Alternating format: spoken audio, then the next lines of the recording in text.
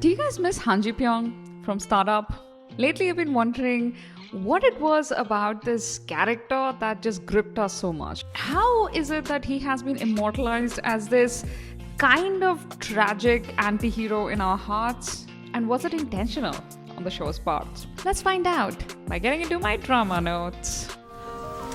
So Dal-mi? Let's start by talking about what made Han Ji-pyeong so appealing as a character. My personal take is that he, compared to Nam-do-san, our actual main lead, was just more compelling. Why was he compelling? Well, let's start from the very first episode. He just had a more complex childhood, a more difficult childhood, a childhood that garnered more of our sympathy. Now, again, Nam-do-san's childhood, as rainbows and sunshine as it was, he had supportive parents, he was a genius, everybody thought he was just like a great kid. Basically, he was really well loved. But of course, his issue was that as much as his family had expectations on him, as a little boy, it was too much pressure, and he ended up cheating in this one exam and he ended up getting first.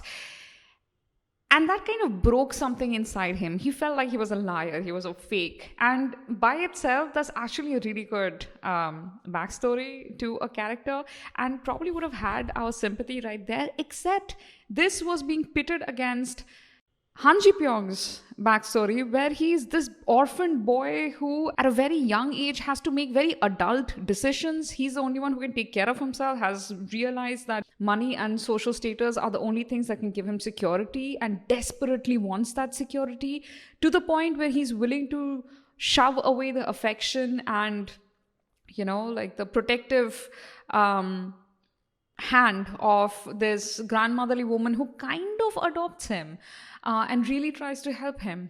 But it's because he has that desperation in him that it's really hard to dislike him. You end up liking him because we can all empathize with that kind of need for security and safety. And it's not like it comes at no cost. Halmoni, which is Dal-mi's grandmother, is the only adult in his life who loves him, genuinely wants something good for him, and to have to cheat her or eventually have to just leave her so that he can go on his own path is really, really hard for this young boy, because Halmoni, Dal-mi's grandmother, was the only adult in his life who genuinely wished him well and genuinely had affection for him, and he had to leave her and go away so that he could establish himself the way he wanted.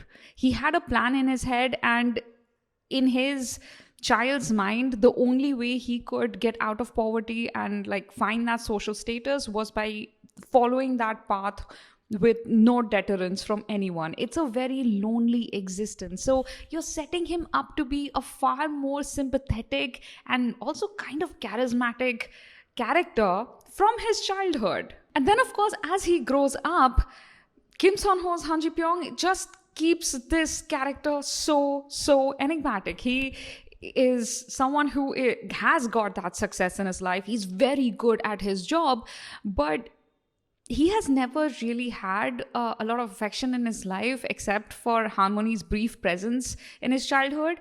So he has become a person who's capable of sympathy but just doesn't exercise it much. He is very analytical and doesn't really see things beyond a black and white of what fits in a spreadsheet. So this character grows up to be somebody who needs another perspective to be thrust into his world, which is what you have the rest of the cast do. So in a way, the drama's first half is a lot about Han Ji-pyeong, about him growing up in this really lonely way, him connecting with this family, with Harmony, and through the letters with Dal-mi, having this brief respite from his kind of really sad storyline until he grows into an adult who has achieved everything he wanted to achieve, but is now also suffering the consequences of those years of isolation. He's lonely. He doesn't have anyone in his life except an AI machine that he's testing out. 검색해드릴까요?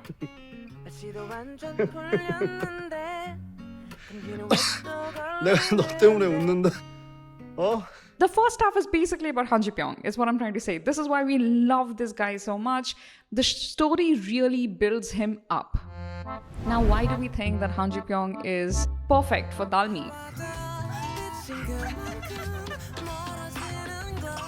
I don't think that most of us are very attached to the idea that Han Ji-pyeong is better with Dal-mi than Nando-san. It's more that from a sort of story satisfaction point of view, it would have been more satisfying to see Han Ji-pyeong with Dal-mi for several reasons. The first is, of course, their childhood connection. We are kind of programmed to see sort of childhood sweethearts, childhood connections as like this thing that builds like a fated love story. That's what K-dramas do. Hey, you had a crush on this guy when you were 9 years old. He's your fated one. You will meet him almost coincidentally 25 years later and he'll still be your fated one. That's just what K-dramas do. So we are programmed to expect it. The other thing is, of course, that he has such a loving and, yes, complex, guilt-ridden, but also like a grateful, sweet relationship with Halmoni, Dalmi's grandmother, that you kind of want him to become Halmoni's real grandson by, getting together with Dalmi. Dalmi is kind of secondary in this whole matter because, of course, as the audience, we are not really looking at her choice. Who does she want to be with? We are looking at these through a lens of conventional tropes, what we are used to and what has always given audiences, satisfaction when they see them happening in romantic storylines. The final reason we kind of want him with Dalmi is probably because he is perpetrating the Cyrano de Bergerac trope, the catfishing trope where the letter writer pretends that they are somebody else because they want to hide their own identity. Maybe they're ashamed of something about themselves, don't want that to come in front. Now, that is not how Startup does it. And I made this entire video about how Startup's catfish trope, the Cyrano de Bergerac trope, is different from how it's traditionally done. Please go watch that. But the main essence of it is that usually the man/woman behind the words is the one who ends up with their romantic interest, because while Cyrano is pretending to be someone else to write the letter to his sweetheart, he's the man whose mind came up with all the words that won her heart. It's not the looks that matter, it's the insides. So technically, if you look at things that way, it's Han Ji-pyeong who had been writing the letters to Dal-mi when they were kids. So, of course, again, you want him as the man behind the words, the heart that Dal-mi fell in love with as a child, which I'm not entirely sure it counts, but whatever. The words that she had a crush on came from him, not from Nando-san. So all of these things together create the situation where the audience is primed to really want Han Ji-pyeong to win Dal-mi. Okay, so now we have established why Han Ji-pyeong was so attractive to us, why we really wanted him to end up with Dal-mi, and clearly the show built him up in the first half to make us want this pairing to happen. But then why did the show decide that Nando-san was the main lead? Why did they end up together and Han Ji-pyeong was kind of left out in the cold? Why did that happen? Well, I think Startup's creators wanted to subvert certain tropes. The first obvious trope to subvert is the chaebol winning over the everyman, or in this case, Han Ji-pyeong's richer, more experienced guy winning over the inexperienced, somewhat awkward Nando-san. The drama subverts this by making Han Ji-pyeong's experience and suaveness not one of his strengths, but one of his weaknesses. He has become cynical in life, overconfident. He misses things. He puts too much importance on things like table etiquette. What he really should be focusing on is helping young, ambitious, innovative, and inexperienced startups really find their footing. So throughout the drama, we see that Han Ji-pyeong keeps getting derailed by petty reservations and by being overly cautious, whereas Nando-san, without any experience in the field, just with lots of guts and lots of ambition, keeps trying new things, failing, and then trying again. And that is what ends up really, really appealing to So Dal-mi about him.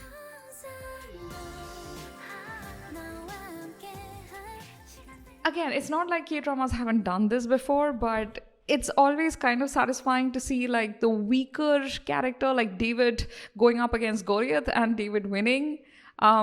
And in this case, Dal-mi choosing the mere mortal versus the giant. The other trope they kind of subverted very intentionally was giving into the sweetheart, fated one storyline. Dal-mi chooses to be with the man she gets to know as an adult and not with the boyish letter writer she had fallen in love with like 10 years back. We don't see that often enough in drama, so I appreciated this storyline. And the third and final trope that they subverted is kind of connected to the first one. They wanted the second lead to get the girl. We've been having this discussion a lot in the last few years in the fandom about the beta males winning over the alpha males in K-drama romances more and more. Now, while Han Ji-pyeong and Ando-san don't really fit into the beta alpha molds, there are certain characteristic traits that define the main lead, the tragic backstory, the aggressive, hostile, kind of isolated personality. These things kind of make up like the alpha male lead trope.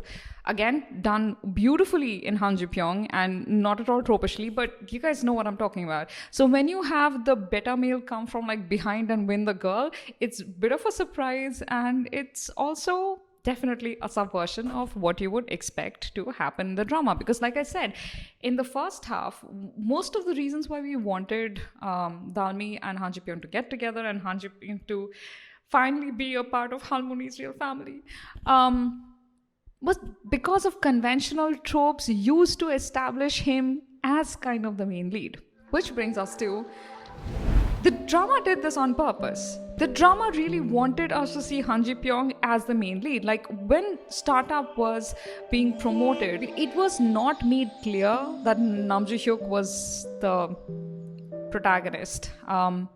It was clearly like an ensemble thing, but also, the romantic pairing do tend to have like main billing. And in terms of the history of their work, Nam Ji-hyuk had been main lead in probably more projects than Kim Seon-ho at that point. And in terms of popularity, Kim Seon-ho was not a known name. Nam Ji-hyuk was.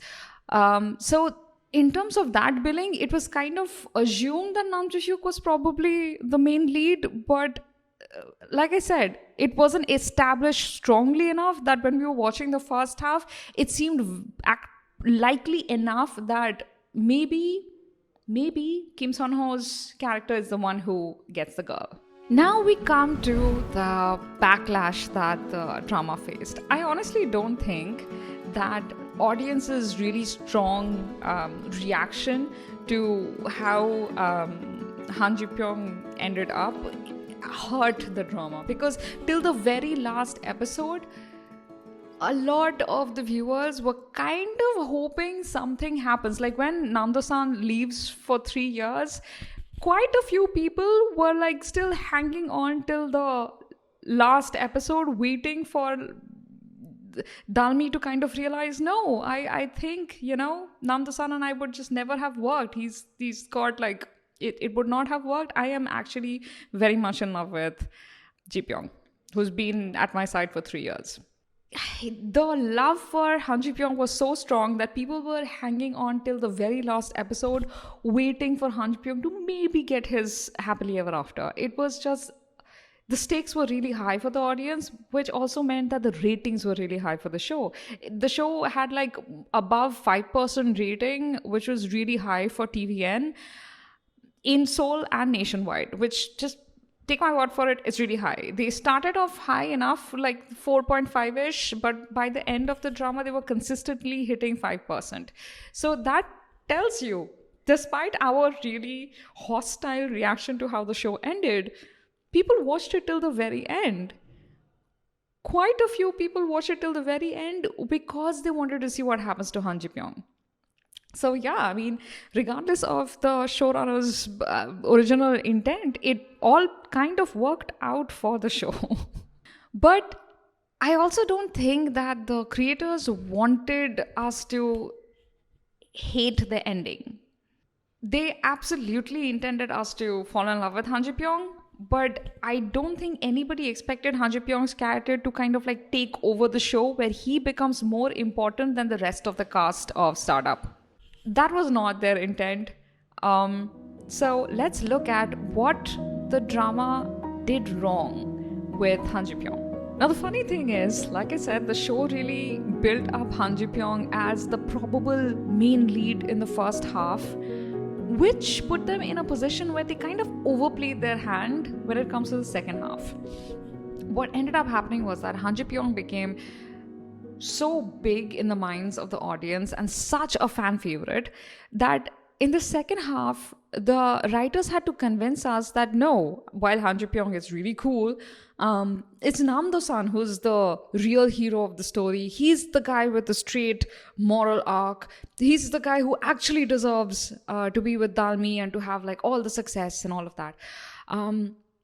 They really needed to work to establish Nam Do-san as the real hero of the story and not Han Ji-pyeong, which I mean, I am so curious about like the, behind the scenes relationship between these two actors, because it couldn't have been fun to like come on board as the main lead and then kind of be relegated to second lead status for most of the story. I mean, the drama literally had to give Kim Seon-ho's Han Ji-pyeong a lot less screen time in the second half, so that we kind of start forgetting about him a little and focus more on Nam Do-san, whom they really needed to establish as the hero in this last leg of the story.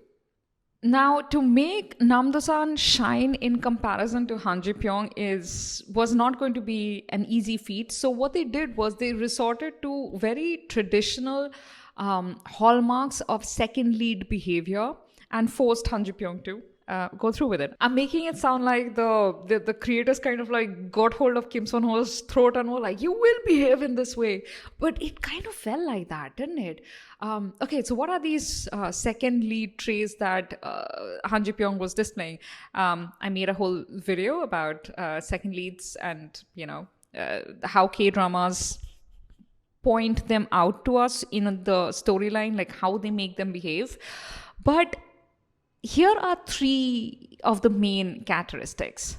The first is that the second main lead will keep a secret from the heroine, often about the heroine or something that really concerns the heroine. And there's really never a very good reason why they would do it. But if there is a reason, it's usually because they need to protect themselves in some way. Emotionally, mostly, they need to protect themselves. And of course, Han Ji-pyeong doesn't want to tell So Dal-mi that he was the actual letter writer. Even though if he had done it at the right moment, he could have won her affection, maybe, but he holds back for too long because he's trying to protect himself emotionally. And so there you have number one characteristic of, a second lead. The next two were really out of character for Han Ji-pyeong, but to establish that he's the second lead, he had to do that. The first was that he had to confess to So Dal-mi about his feelings, even when he knew that she had feelings for another guy and that it was reciprocated. It's a very uncomfortable thing that second leads do, and the way K-dramas tend to justify it is that you need catharsis. You need to close this chapter, and you can only close this chapter once you have confessed and been solidly rejected. Think of last year's True Beauty. I mean, you had Hwang In-yeop had to confess to his schoolboy feelings for Moon Ga-yoon's character years later, when they had just been platonic friends for years. He had to make that confession to move on. And I used to find this really romantic at one point, and I kind of understood, hey, it's like a full circle thing. He has to move on. But then more recently, my feelings on this has changed, and I keep thinking that it's disrespectful. This woman has feelings for someone else, and that she sees you as a friend, probably a very good friend, someone to rely on. And you're kind of destroying this relationship, like her reliance on you, her being able to see you in a certain way, to like vent your feelings. And I don't buy that whole argument that once you have confessed your and been rejected, your feelings will just dissipate. If that was true, then most people would just confess and be like, oh, I feel so relieved now. I don't have feelings for you anymore. I just don't buy it. And I think it's a bit selfish. Okay, moving on. The third thing that Kim Seon-ho's Han Ji-pyeong did, very second leady, which is that after being rejected, he just hung around. So second male leads do this quite often. They kind of just hover around the female lead even after they have been either directly or indirectly rejected, because they haven't given up hope. Because the female lead having feelings for someone else and having roundly rejected you is not enough to end your hope. They keep having hope.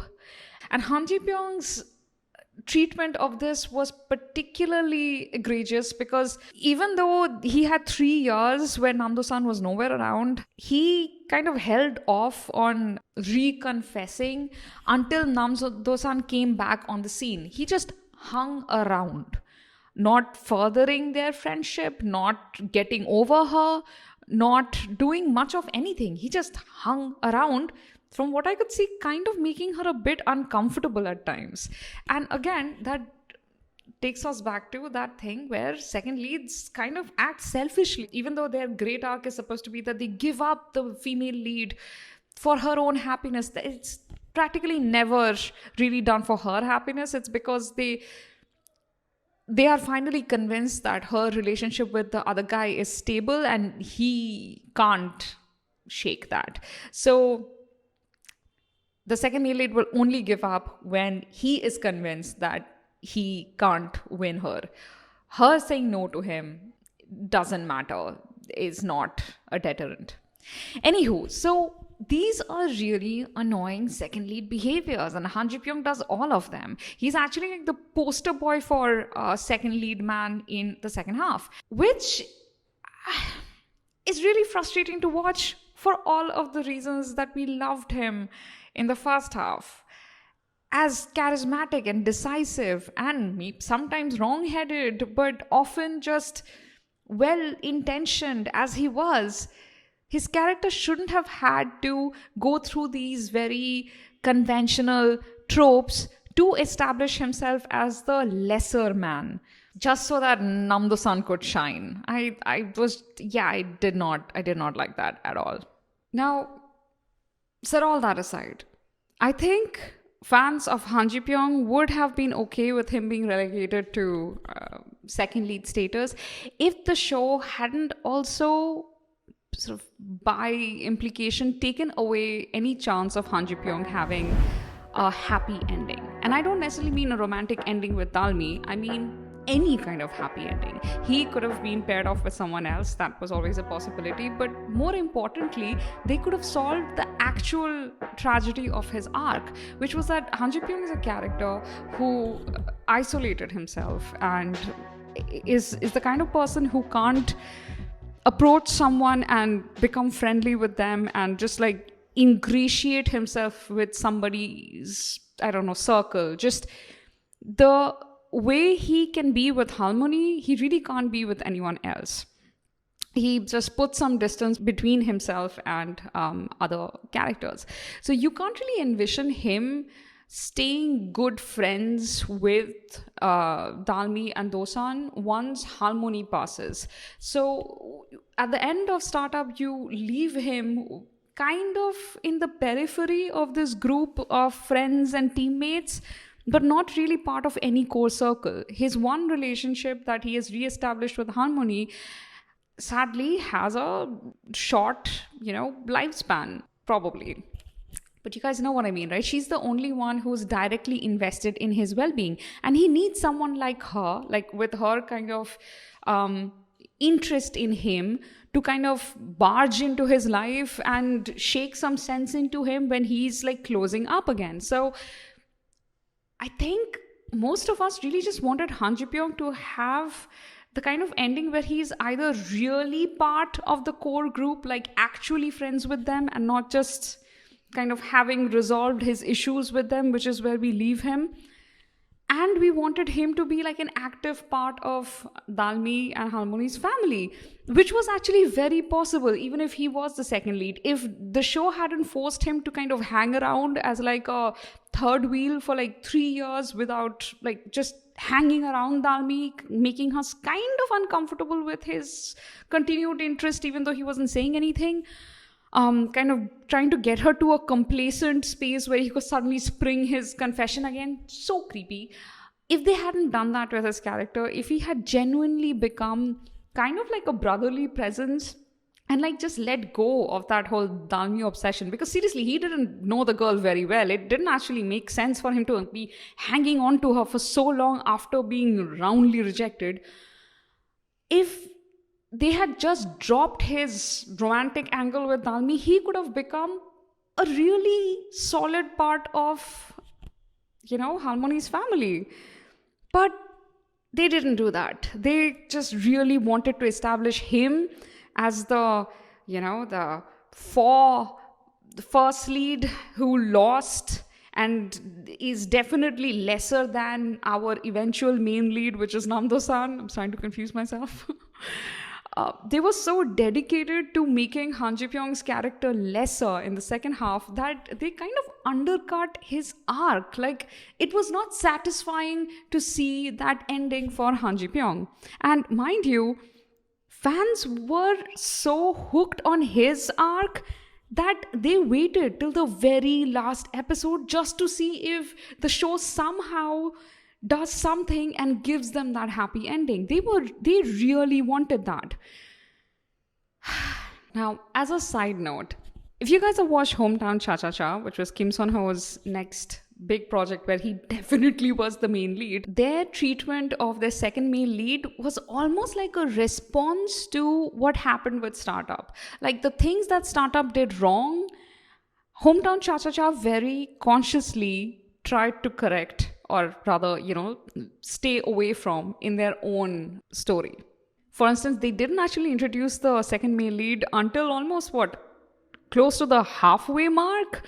So you've had ample time for the main, protagonist to really develop a relationship at that point. So you're already invested in their relationship, and the second lead just comes in way too late to mess with any of it. They also had the second male lead back off as soon as the female lead said no. He just accepted that he was too late and he just backed off. Yes, he did that confession thing, but in this case, this confession had some merit because the female lead, played by Shin Mina, used to have a crush on this guy. This was a sort of a cathartic resolution for both of them, not just for the second male lead. So it didn't feel as gratuitous and like wrong. It felt like it's a confession or a conversation that needed to happen so they could continue to be friends, which they did. It was actually a really healthy resolution to that second male lead confession thing. And finally, they let the really endearing second male lead have his own cute romance subplot, and they paired him off, and like he was happy by the end of the drama. Like they didn't just like make you fall in love with the second lead and then just leave him in this unhappy black hole to forever play the third wheel while the main pair just like walks off to the sunset. Because of the presence of Kim Seon-ho in both dramas, this treatment of the second lead in the two shows being so drastically different is something that really stands out. That sentence was terrible. So Startup was, I think, my favorite, at least definitely one of my favorite dramas of 2020. There was so much about the drama I really loved. All the characters, I really liked the arc, and honestly, I was one of the people who were kind of happy that Dal-mi ended up choosing Namdo-san, the guy she actually got to know, and not the, crush from her imagination. So I am not really unhappy that Han Ji-pyeong didn't end up with Dal-mi, but I am still sore that he didn't get some kind of a satisfying happily ever after. Which is why when I saw Arvis's comment on my channel a few days back, I immediately started writing the outline for this video. This was my catharsis. This was my confession to the female lead, where I have to get my feelings out so that I can find closure. And if you like this video, you might want to try out another one of my video essays. It'll be fun, I promise.